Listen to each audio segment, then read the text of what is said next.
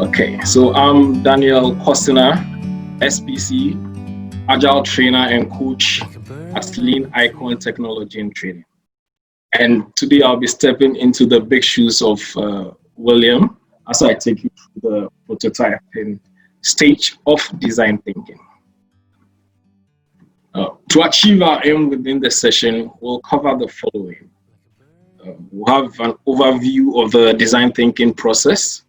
We'll talk about what prototyping is, why we prototype, the types of prototyping, best practices in prototyping, and I will then present a case study on no. Before I continue, I hope you can all hear me. Yes, we can. Thank you. Okay, thank you very much. Yeah. Okay, so in previous sessions, we've had an in-depth understanding of design thinking, and I would like to summarize it as a problem-solving approach that aims to improve the experiences of people. So design thinking provides us with a mindset and tool set to consistently focus on the customer and provide the right solution to the right problem. Many a times, when we focus on the problem, any solution could solve the problem.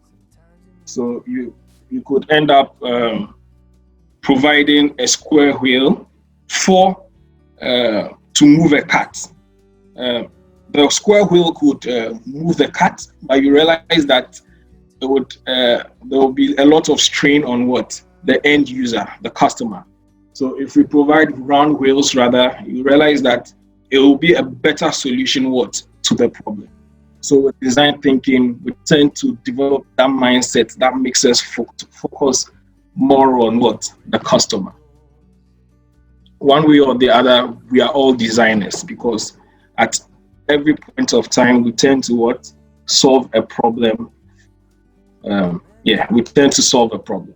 So moving right along, the design thinking mindset consists of user desirability. So as a design thinker, you should always have this in mind. The solution I'm providing, would it provide, would the user desire what I'm providing? Is it technologically feasible? Is it technologically viable, right?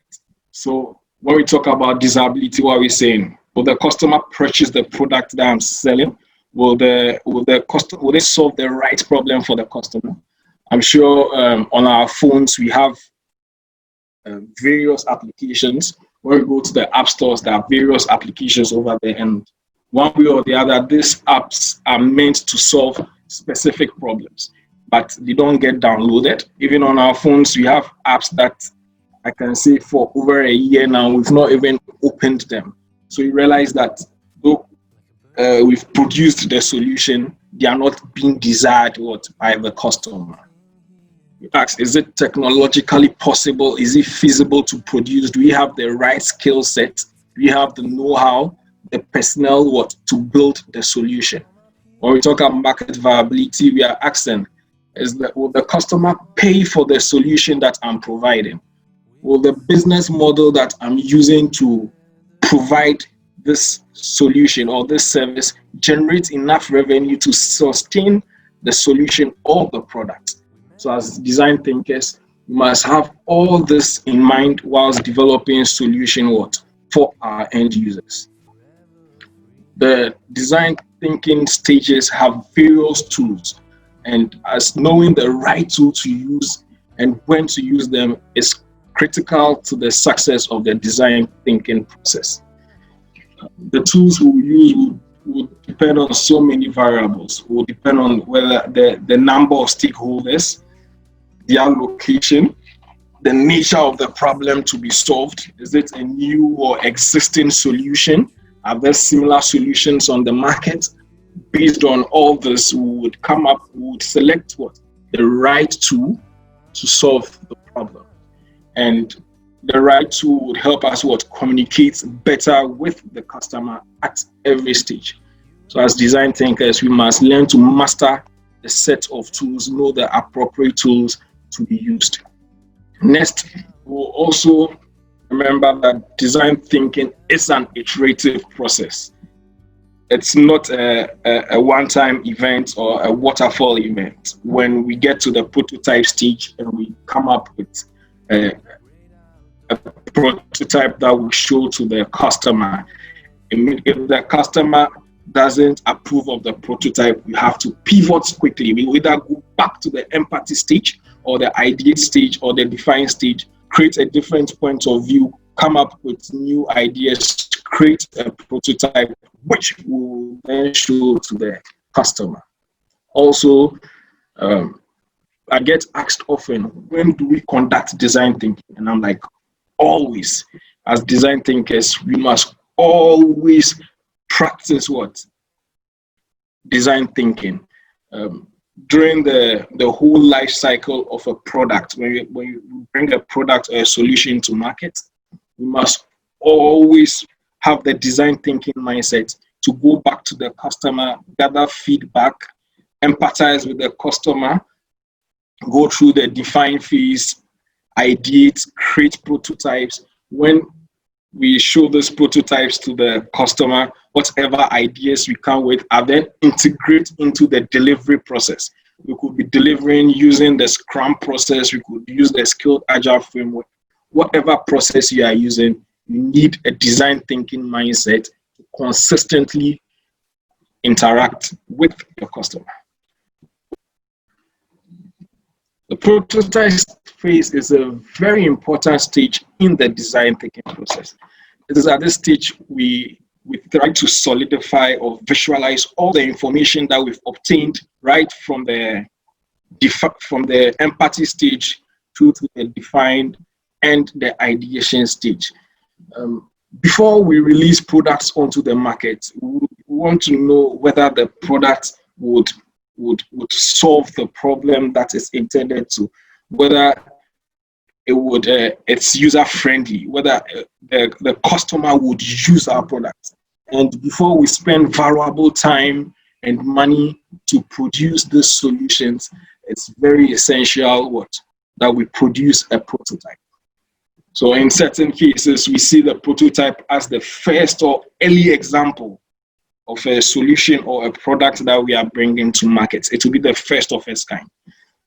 Sometimes you have what we call the throwaway prototype, where we quickly develop something, show to the customer. If he likes it, then we discard it, then we move into production and produce the real item. So usually the prototype could be the first or early example.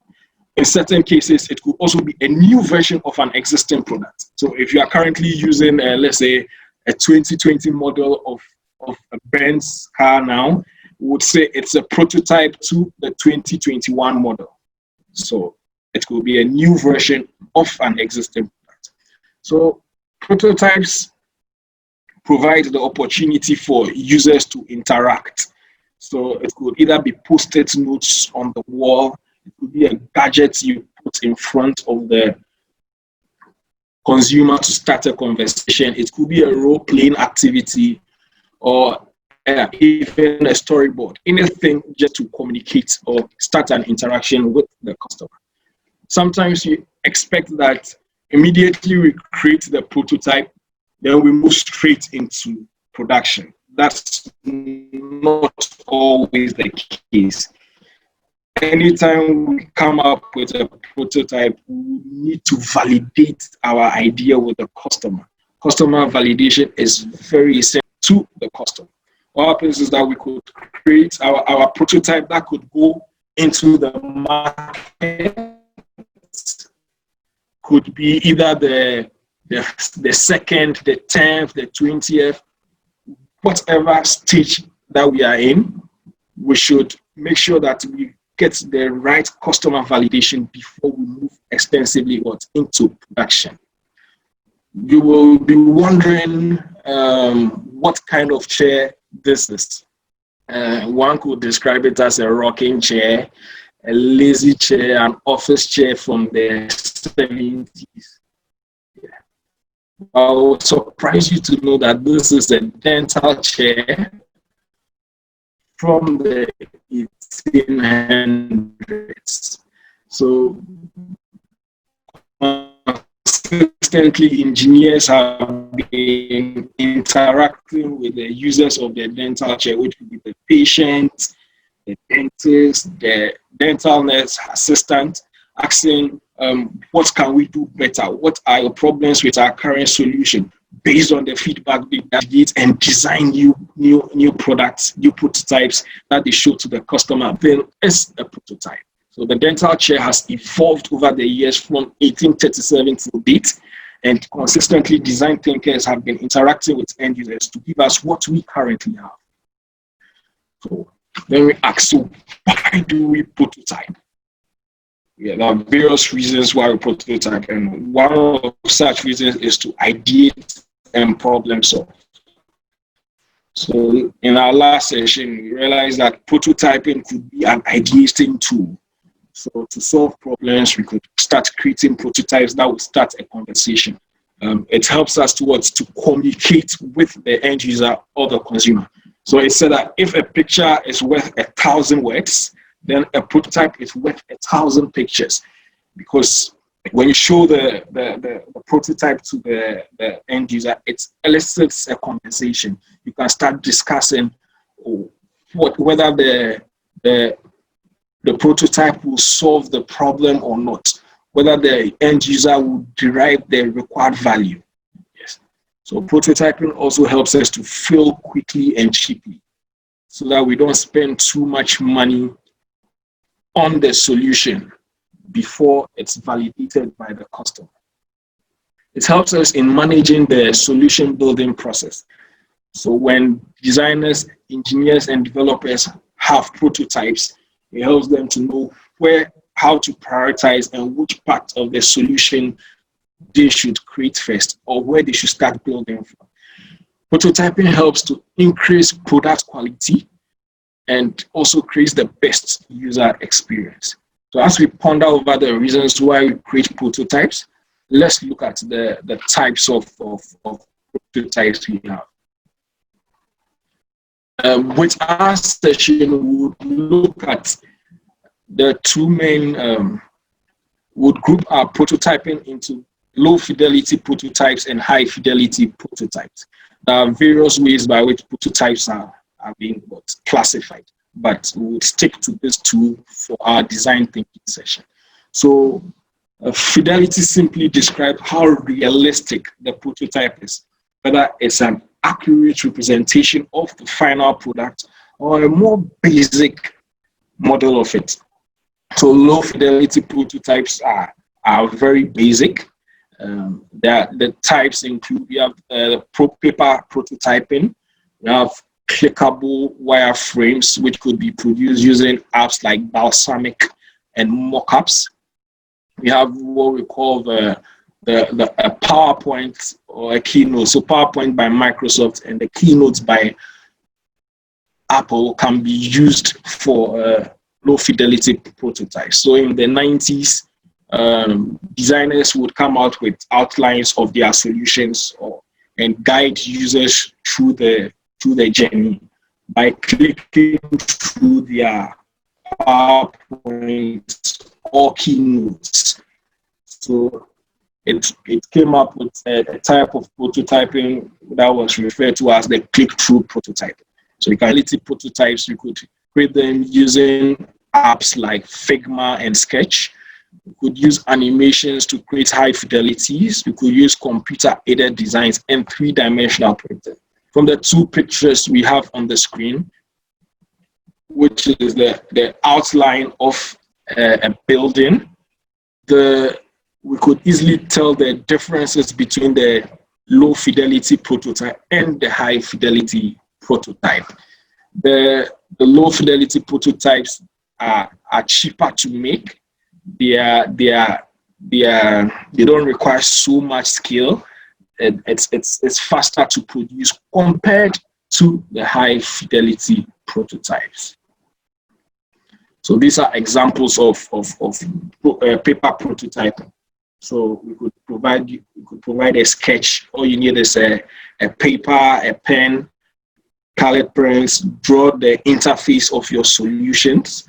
Then you could use it to guide the customer through the process in using your solution or your product. We could also use storyboards where we use Post-it notes on the wall to describe what the customer journey. We could use paper, sellotapes, glues to produce artifacts and mock-ups of our ideas. Also, we could have for wireframe framing, which are low fidelity prototypes. I said we could use apps like Balsamic.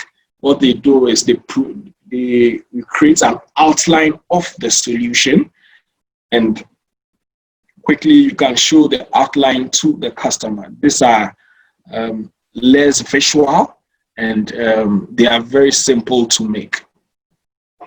So that's it with low fidelity prototype. And an example of high fidelity prototype would be using apps like Balsamic and Adobe XD to create colorful visuals of your apps and solutions. You could also use the 3-dimensional printing to come up with the final structure of your product. So you realize that in recent times we've been using 3-dimensional printing to print what vehicles. So after designing, instead of producing the whole vehicle, we would use that 3-dimensional printing to come up with prototypes of it that we could show to the customer. Recently, during the pandemic, teams and organizations around the world used 3D printing to produce face shields that helped in fighting the coronavirus. There's so many advancements in prototyping. Yeah, using so much technology, and this has made prototyping what very, very, very, very interesting and simple. So we'll ask, with all this information, let's look at what are some of the best practices when prototyping. One, we have to stay aligned. When starting a prototyping session, the product owner, the business analyst, the product manager can create a story-based presentation of what all the information that has been gathered from the empathy stage to the define stage and the ideation stage, and provides feedback to the team. And based on that, we use the point of view or the problem statement to align the team so that the solutions that are provided, prototypes that are provided, really solve the problem at hand. We have to choose the right type of prototyping. Are we using the low fidelity or the high fidelity? And this is dependent on the stage of the development process that we are in. It would be the early stages where it's advisable to use the low fidelity prototypes to quickly interact with the customer, or the final stages of development where we create the high fidelity prototypes to interact with the end user. High fidelity prototypes would easily create or ignite so much like the raw product that the end user can easily associate with and give you valuable feedback before you go into production. We have to maintain variability. So going along, instead of producing a single prototype for one problem statement, you could come up with 2 or 3 prototypes that you show to the customer to make a decision. This makes the design process much faster and easier, because when you decrease variability, you would have to go all the way back to define or the empathy stage to gather new requirements to produce another prototype to show to the customer. So as much as possible, we produce a different points of view statements. We come up with different ideas. We we come up with different prototypes, and we give the option to the end user to decide. We have to always build with the user in mind. So we use our empathy maps as always. It should be present when we are prototyping, so the team can consistently look at it and then go back to what? The process. As much as possible, we have to start building as early as possible. Right from the empathy stage, we could start drawing some prototypes, putting some low fidelity prototypes into place. As much as possible, let's visualize our ideas. Let's visualize. A picture is 1,000 words. People would always communicate better when they are shown a picture. And don't spend too much time on one prototype. Sometimes we become too emotionally attached to the prototypes and forget about the end user. It just makes it difficult to pivot when the solution that we are showing to the customer is not solving the problem in the right way. So then to my case study. This is a case study on a startup by the Lean Icon Training and Technology. It's called Enro. Enro simply means drugs in the local Ghanaian Akan language. So what we identified as a team was there was so much problem in the pharmaceutical delivery chain in Ghana, and some of the problems included high cost of medicines. There was difficulty in accessing medications, leading to the collapse of retail pharmacies. So many problems. So we decided to go out and empathize with our markets and find out what was really the problem, what was causing all these problems, and how can we find the right solution to them. So what we did was we created questionnaires and we went into the market. We realized that we had so many users, so we had to segment our market and ask the right questions, because every market segment or every user has different problems. So we can't ask them the same questions. We came up with different questionnaires, talked to the various user groups, did journey maps, observed, created empathy maps to align the team, came up with a problem statement. Then we ideated the team. Some members were like, let's create an e-commerce platform. Others, let's create a web app for Usules to interact with it. So many ideas. And these are some of the early stage low fidelity prototypes that we generated in our brainstorming session. We created some for the website, we created some for the web app, and getting to the latter stages, we created high fidelity prototypes that we showed to the customer. Some lessons were learned during our processes. We realized that as much as possible, we have to involve developers in all phases of design thinking, right from the empathy stage. They help you to know whether your solution is technologically feasible at a very early stage. So all team members that will be involved in providing final solution must be involved in the design thinking process. We learned that we have to prototype as early as possible. And also we have to learn to visualize our conversations when communicating with the stakeholders. We realized the need for multiple options to make pivoting easier. And finally, we realized that we should never stop prototyping. We always prototype, and coming up with new ideas, feedbacks, just to create the right solution for the right problem. Thank you very much, and I'll move to the question phase of the presentation. So any questions on prototyping? Yeah, thank you very much for such a honestly fantastic session. Really, really in-depth, fabulous. Thank you. Thank you. My question is, how long did it take you on this prototype journey? How long is a typical timeline for a prototype? So, as I said earlier, the design thinking process is iterative.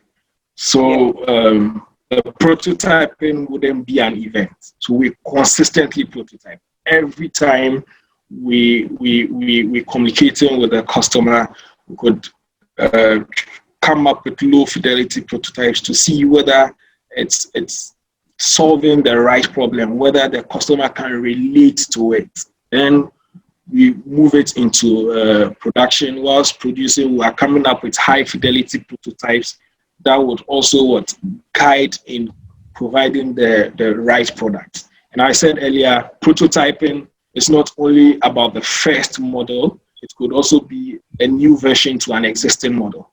So I wouldn't want to put a timeline to prototyping. What we would encourage is, as much as possible, let's keep prototyping. Let's keep coming up with ideas. Let's use it as a way of gathering feedback to communicate with the end user. Okay. So it's part of the Agile cycle. I hope I was able to answer your question. That's it. Thank you. Creative. So, yeah. Thank you. Too. Can you hear me, boss? Any more questions? Okay. Yes, please. Okay. Thanks. That's a brilliant presentation. Thanks very much for that. Fantastic. Thank you. Can I ask you a question? My question is this, yeah? Yes, please. Can you have a prototype, okay? Let's say high fidelity prototype that is actually interactive. Yes. So that it's not just something you look at like a dummy, yeah? A dummy something, but something that's actually interactive. The only difference being that it's not produced in commercial quantity yet, to see exactly how the journey to experience what it is like if a customer were to pop into the site or to go in to use that solution, to actually experience, feel the journey, what it would look like in real life. Yes, we can. So, and with our solution in Raw, what we did was we used Adobe XD to come up with an interactive high fidelity prototype. So all the buttons work. What you do is you show it to the customer. When they click, it sends them to the next page. It's as if the app has already been developed, but we've not done it yet. So high fidelity prototypes and even some low fidelity prototype using wireframing, like the app Balsamic. The prototypes created are highly interactive. So when you click on the tabs, it moves you to the next page or the next screen. Yeah. Okay. So that's possible. Yeah. Thanks very much for that. My last question here. Yes, please. Is how feasible or how possible is it to involve developers in all phases of design thinking? It's challenging though, because the developers have the mindset that go gather requirements, bring it to me, and I develop. Yeah. But when what we did was we from the very early stage we started sharing the message with the developers, telling them about the problem we are going to solve and how it would improve the quality of work for the end user. So what happened was that the developers fell in love with the solution also, and consistently they came along with us when they even on their own went out to question the end users about how about what their problem really was. So it depends so much on the product owner, product manager, the business analyst to consistently communicate with the developers and bring them along on the journey. It will be difficult, but it's the best way to go, because at the very early stage they can tell you whether the solution we are seeking to provide will be technologically feasible or not, rather than waiting to the prototyping stage and creating ideas or products or solutions which cannot be technologically feasible. Yeah. Thank you. Thank you. Hi, Kwame. Hello. Hi, how are you doing? Thank you very much for the presentation. Sorry, I couldn't catch up earlier. I had another meeting, but I have a Yes. couple of questions Okay. in regards to prototyping. One that the gentleman just asked, can you make them more visual and more like not kind of dummy? What Yeah. tools would you use to create those prototype? And the second question I will ask in a same time, how do you prepare? Imagine you are in an organization, you're going as a contractor, or you're starting a totally brand new product. How do Mhm. you come up with questions? You have no knowledge about the product or the domain. How do you prepare your questions for prototyping? Okay. So with the How do you start? I mean, like, how my do you start how do you, creating prototyping? prototypes? Okay. So with the first question, we could use about highly interactive, high fidelity prototypes. We could use applications like Adobe XD, InVision, and Figma. So Right. Okay. yeah. Figma, it's cloud based, If you and give me a chance to make a note of it, if you don't mind, please. You said Sigma. Figma, Figma. Oh, FIGMA. Yeah. Yeah, What's the second one? Adobe XD, Adobe Yeah. and XD. So I'll put in the chat. Then we Okay. have in InVision. Right. Wonderful. Yeah, we also have Sketch. So all these are types of apps that we could use. Some are free, some you would have to pay for. Yeah. Right. Okay. So yeah. So with the creating of the questionnaires and you not having an idea about the industry or the service that you are going to provide. So from the slides, we realized that before the design thinking process, before we start empathizing, there was a plan stage where you could read around the industry. You could have some few questions based on what you've read. You could then use those questions to in the initial contact interview. So based on the interview, you would realize that you would know whether you are communicating well with the customer or you are focusing on the wrong issues. So usually, because it's an iterative process, you don't interview once and stop.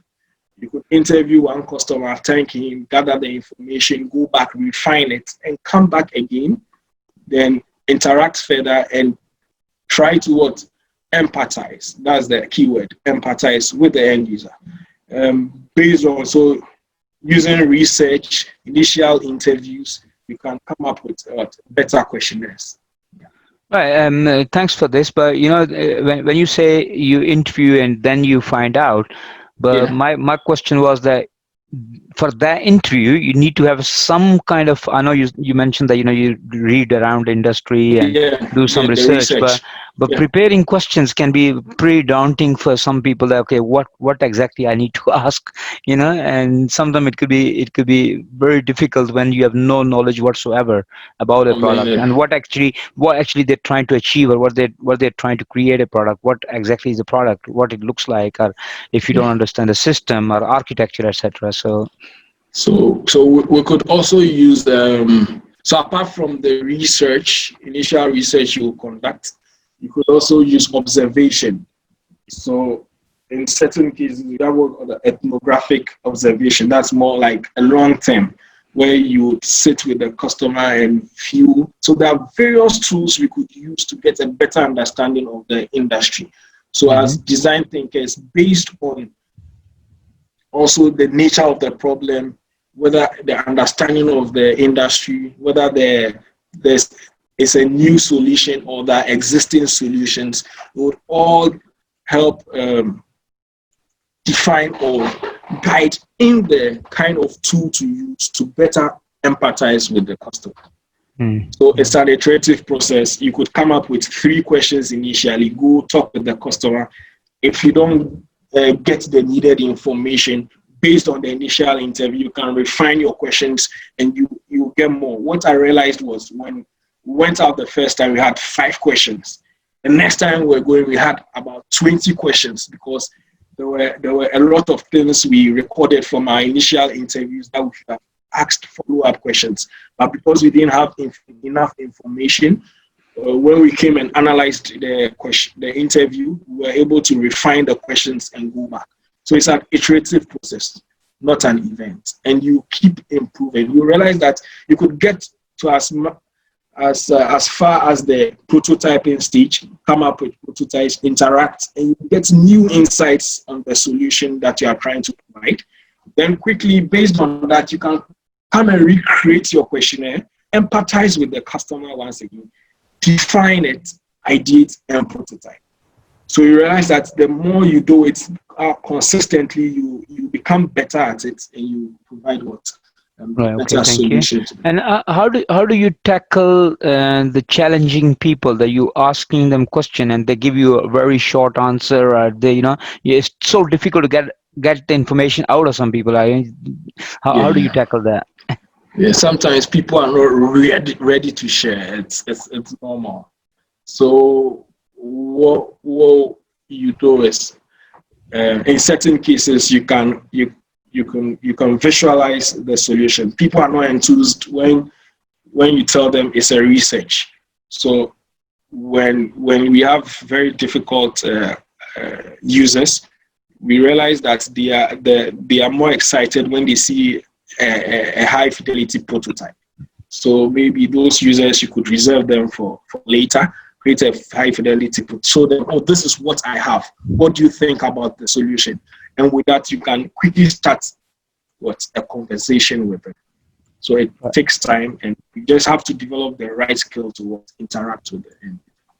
Right, that's wonderful. Thank you very much. Thanks. Thank you. I think we're far past our time. I'm sorry. Is it me the culprit? Is it? No, not not you at all. Thank you, Zafar. My apologies to all the rest of the participants if they didn't get the chance. Yeah. Thank you all for joining in this session. We would make the video available for you to view later, and also share the slides on the page. If you have any more questions, you could ask on the page. And that's wonderful. Thank you much. I'll be ever ready to help you. Right, that's great. Thank you very much. Thank you. Thank you very much. Thank you. Bye. Thank you. Thank you very much. I'm just sitting here. I got time.